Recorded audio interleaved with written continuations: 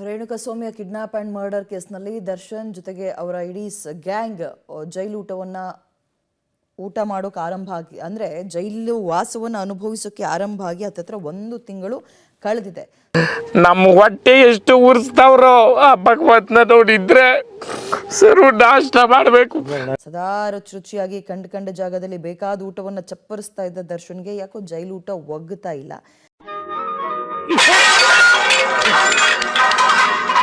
ನನಗೆ ಜೈಲಲ್ಲಿ ಊಟ ಮಾಡೋಕ್ಕಾಗ್ತಾ ಇಲ್ಲ, ಜೈಲೂಟ ಮಾಡಿ ಆರೋಗ್ಯದ ಸಮಸ್ಯೆ ಉಂಟಾಗ್ತದೆ, ಮನೆ ಊಟವನ್ನು ಇಲ್ಲಿಗೆ ತರಿಸೋಕೆ ಅವಕಾಶ ಮಾಡಿಕೊಡಿ ಪ್ಲೀಸ್ ಅಂತ ಕೋರ್ಟ್ಗೆ ಮನವಿ ಮಾಡಿದ್ರು.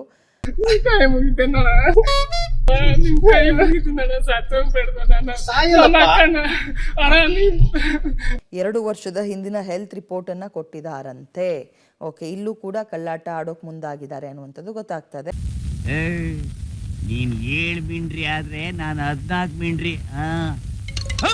ಸೊಂಟದ ಮೂಳೆಗೆ ಪೆಟ್ಟಾಗಿದೆ ಅಂತ ರಿಪೋರ್ಟ್ ಸಲ್ಲಿಕೆ ಮಾಡಿದ್ದಾರೆ. ಕಾರಾಗೃಹಗಳ ಐಜಿಗೆ ಮನವಿ ಮಾಡದೇ ಇದ್ದಿದ್ದು ನೇರವಾಗಿ ಬಂದು ಕೋರ್ಟ್ಗೆ ಮನವಿ ಮಾಡಿದ್ದಾರೆ. ಕಾರಾಗೃಹದ ಐಜಿಗೆ ಮನವಿ ಮಾಡಿದ್ರೆ ಬಹುಶಃ ಇದು ಸುಲಭ ಆಗ್ತಾ ಇತ್ತೇನೋ ಮಾರ್ಗ. ಹೌದಲ್ವಾ, ನನಗೆ ಈ ಲಾಜಿಕ್ಕೇ ಗೊತ್ತಿರಲಿಲ್ಲ.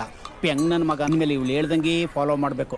ಮ್ಯಾಜಿಸ್ಟ್ರೇಟ್ ಕೋರ್ಟ್ ಬಿಟ್ಟು ಹೈಕೋರ್ಟ್ಗೆ ಹೋಗಿದ್ದು, ಸೊ ಏಕಾಏಕಿ ಹೈಕೋರ್ಟ್ಗೆ ಹೋಗಿ ರಿಟ್ ಅರ್ಜಿ ಸಲ್ಲಿಸಿದ್ದು ಎಡ್ವರ್ಟ್ ಆಗಿದೆ. ಕೆಳ ಹಂತದಿಂದ ಹೋಗಬೇಕು ಆದರೆ ಇವರು ಏಕಾಏಕಿ ಇದಕ್ಕೆ ಅವಕಾಶ ಸಿಗುತ್ತೆ ಅನ್ನೋ ಹಿನ್ನೆಲೆ ಕಾನ್ಫಿಡೆನ್ಸ್ನಲ್ಲೇ ಹೋಗಿದ್ದಾರೆ. ಸೊ ಇಷ್ಟು ಎಡ್ವರ್ಟ್ ಮಾಡಿಕೊಂಡು ಮತ್ತೆ ಊಟ ಮಾಡು ಜೈಲಿಂದ ಅಂದ್ಕೊಂಡು ಅವರು ಸುಮ್ಮನಾಗಿದ್ದಾರೆ.